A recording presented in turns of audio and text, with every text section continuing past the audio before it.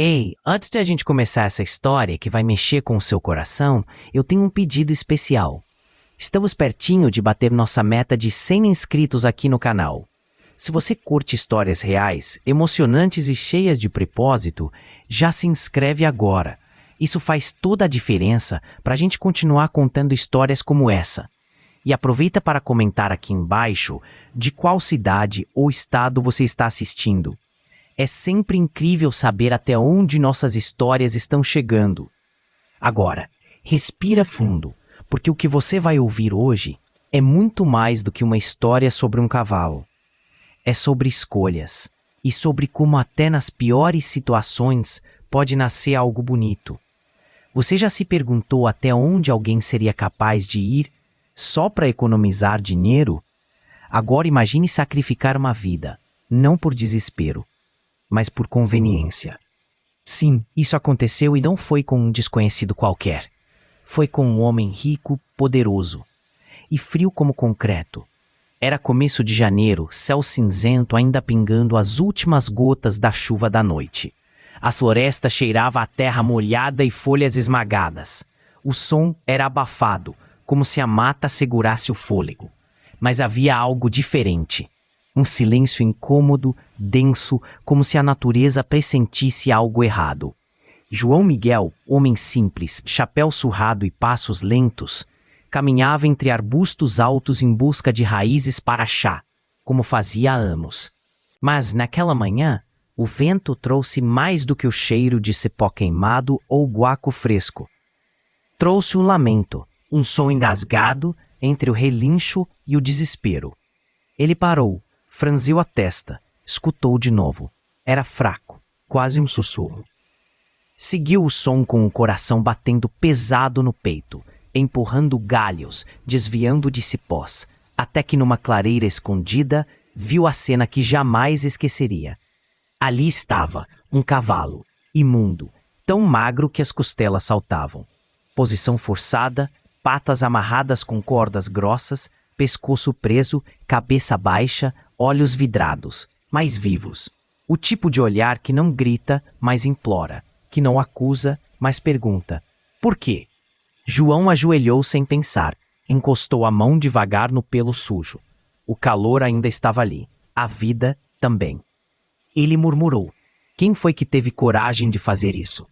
A resposta naquele momento estava a quase 30 quilômetros dali, numa fazenda cercada por soja, onde tudo parecia impecável, exceto a humanidade.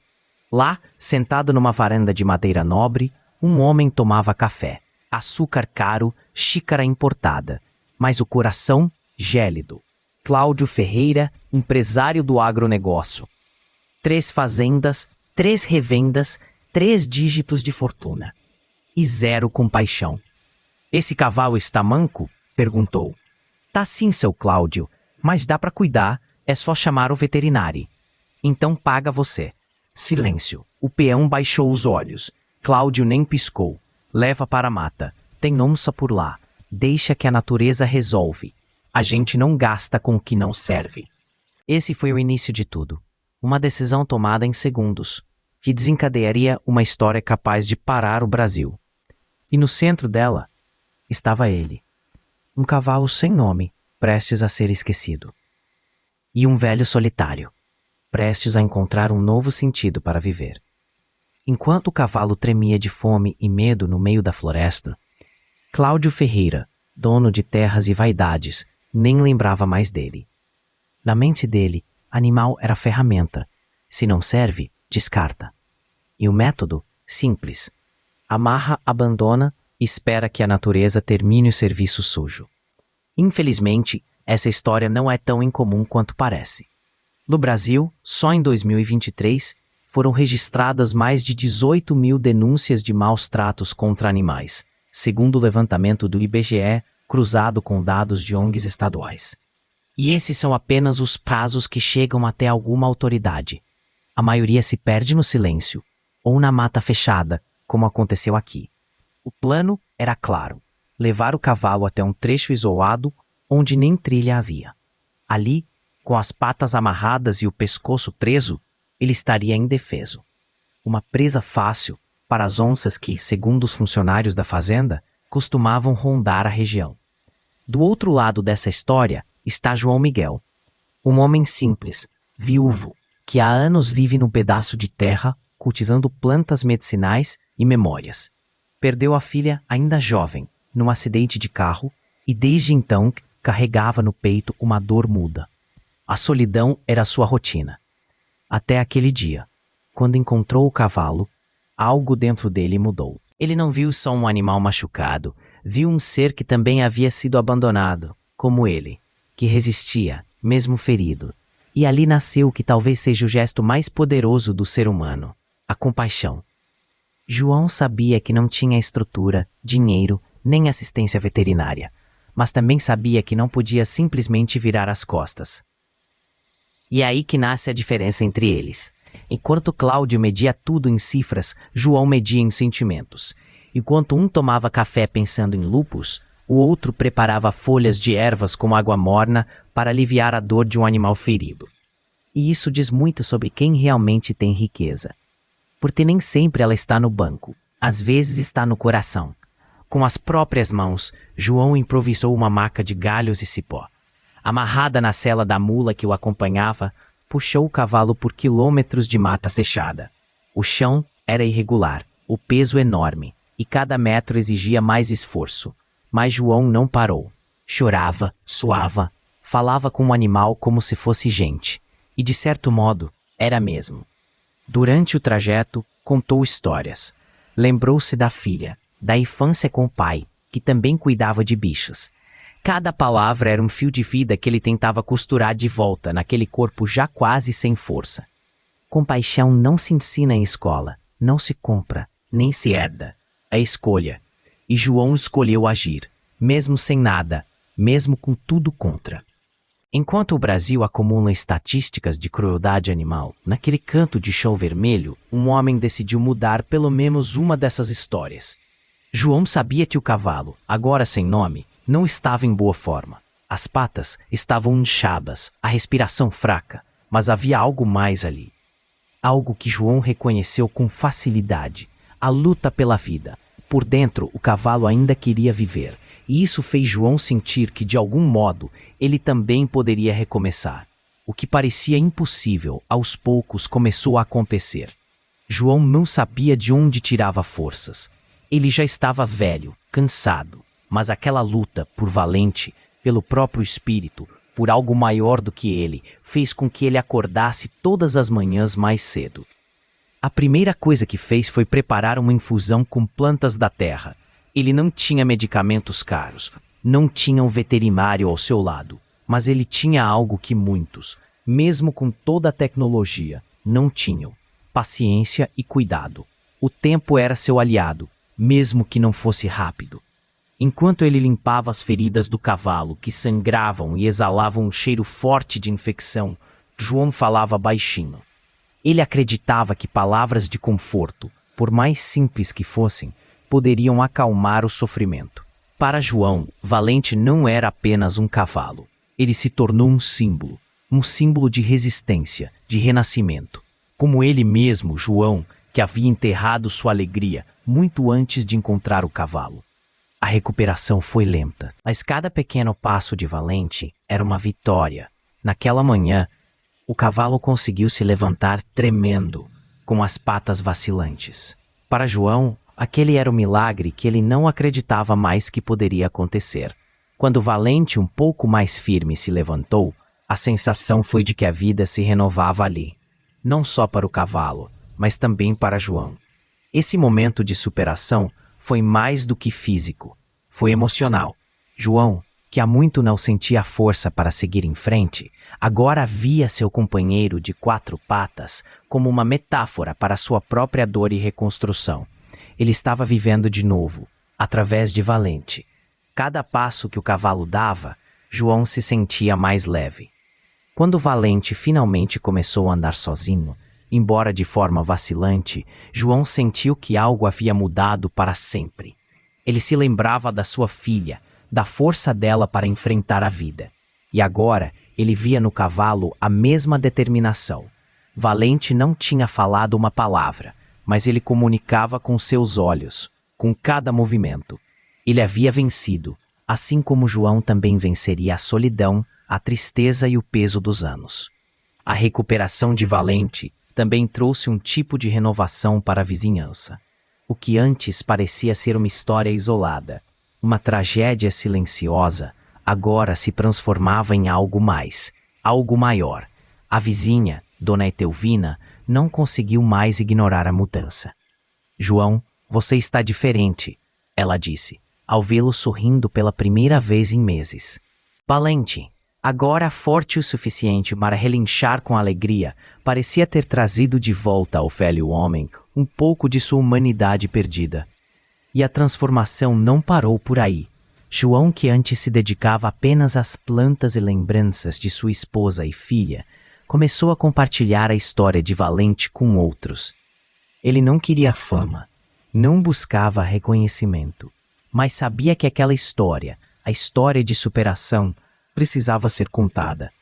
Valente não era apenas um cavalo. Ele representava todos os que haviam sido jogados à margem, todos os que estavam esperando uma chance para recomeçar. A história se espalhou. Os vídeos gravados por João, simples e sinceros, começaram a tocar o coração das pessoas. Não foi apenas o cavalo que passou a ser conhecido. Foi a mensagem de perseverança e humanidade que João, com seu gesto simples e silencioso, transmitiu ao mundo. Superação não é um destino, não é uma linha reta. Ela é um processo, uma jornada que exige paciência, coragem e muitas vezes a disposição para se reerguer quando tudo parece perdido. João e Valente, ambos, estavam se reconstruindo um dia após o outro. Não como heróis, mas como seres humanos que, apesar da dor, ainda acreditam que é possível recomeçar. O que começou com silêncio virou barulho. Aquela cavalo que mal conseguia relinchar dias atrás, agora fazia eco, não mais na floresta, mas nas redes sociais, nas ruas, nas conversas de bar. O que era apenas uma história de sobrevivência estava virando um símbolo. E símbolos, quando ganham voz, exigem justiça. As imagens de João caminhando ao lado do cavalo, agora batizado de Valente, tocaram o coração de milhares. O vídeo foi simples, gravado por um celular velho. João dizia, ele foi deixado para morrer, mas escolheu viver, e me salvou também. A sinceridade do olhar, a calma na fala, a conexão entre os dois, tudo ali era verdadeiro. E o povo percebeu. A publicação viralizou em questão de dias. Em menos de uma semana, já somava centenas de milhares de visualizações. Comentários vinham de todos os cantos do Brasil. Esse cavalo representa a força que a gente às vezes esquece que tem. Esse senhor é luz. Chorei demais com essa história. A repercussão foi tão intensa que ultrapassou os limites da cidade e chegou à imprensa nacional. Mas junto com o carinho veio a dúvida. De onde veio esse cavalo? Quem teria coragem de abandoná-lo daquele jeito? E por quê? Foi então que a ponta do novelo começou a se desenrolar.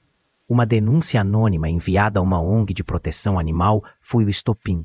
A mensagem era clara e direta. Esse cavalo foi deixado amarrado para morrer a mando de Cláudio Ferreira, dono da fazenda Ouro Verde. Tem gente que viu tudo. A ONG acionou o Ministério Público, que por sua vez mobilizou a Polícia Ambiental. Em poucos dias, uma operação foi montada. Viaturas cruzaram os portões luxuosos da fazenda que, até então, parecia intocável. Cláudio, pego de surpresa, tentou manter a pose. Disse que era mentira, uma armação. Mas os documentos, os depoimentos, os vídeos das câmeras internas, tudo indicava o contrário.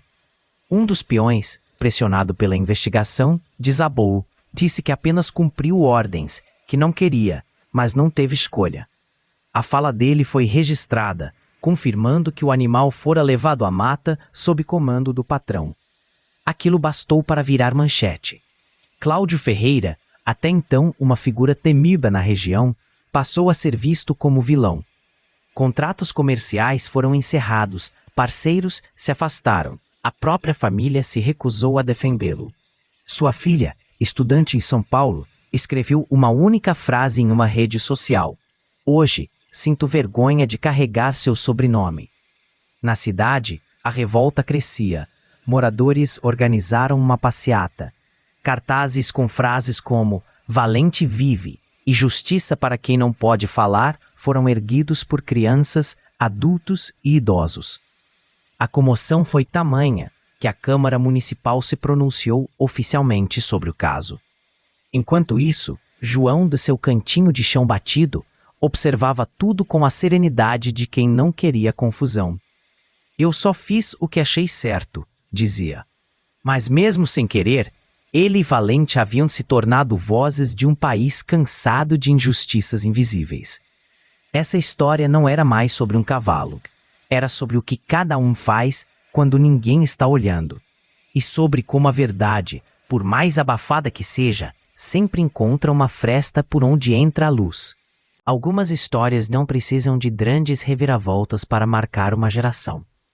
Às vezes, tudo o que é necessário é um gesto simples e verdadeiro. Um velho que se recusa a ignorar a dor. Um cavalo que insiste em viver. E um país inteiro que por um instante se reconhece nesse encontro improvável. O tempo passou. As manchetes esfriaram. As câmeras deixaram o portão da chácara.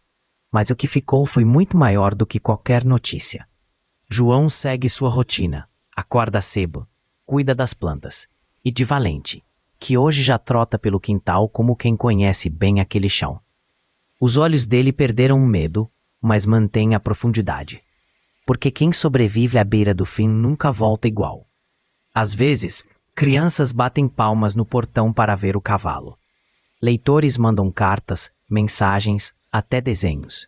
João guarda tudo com carinho. Ele não entende direito o que é viralizar, mas sabe que aquela história tocou fundo em muita gente. E isso basta. Valente me salvou 2 vezes, ele costuma dizer. Primeiro, quando me deu motivo para continuar. Depois, quando me ensinou que ainda dá para acreditar no ser humano. Essa frase, dita sem ensaio, correu o Brasil. Virou tatuagem, legenda, até estampa de camiseta em campanha de adoção animal. Porque no fundo, todo mundo conhece um Valente. Um ser esquecido, deixado para trás, desacreditado. Mas que, com cuidado e tempo, floresce de novo. Cláudio Ferreira, por outro lado, desapareceu da vida pública. A reputação, que levou décadas para construir, desabou em semanas. E não foi por uma ação judicial. Foi pelo peso das próprias atitudes. A sociedade, hoje mais atenta e conectada, não esquece com facilidade. A história de Valente e João não trouxe apenas indignação. Trouxe transformação. Muitas ONGs relataram aumento nas adoções. Casos de maus-tratos foram denunciados por pessoas que, inspiradas pelo vídeo, decidiram agir. O que era local virou movimento. Porque às vezes é preciso ver um animal preso para lembrar o quanto somos todos responsáveis. Não só por quem está ao nosso lado, mas também por aquilo que deixamos passar em silêncio. João nunca se considerou herói. Eu só fiz o que meu pai me ensinou. Se você pode ajudar, ajude. Mas talvez, justamente por isso, tenha se tornado um. Não pelo que falou, mas por tudo que fez, sem esperar aplausos, sem pedir nada em troca. E Valente, agora forte e tranquilo, é o retrato dessa mudança. Não carrega mais o peso da dor, mas sim o brilho de quem venceu. Antes de encerrar, fica uma pergunta para você que nos acompanhou até aqui. Quantos valentes estão à sua volta, esperando apenas que alguém olhe, pare e se importe? A resposta pode não mudar o mundo inteiro, mas para alguém ela pode significar tudo.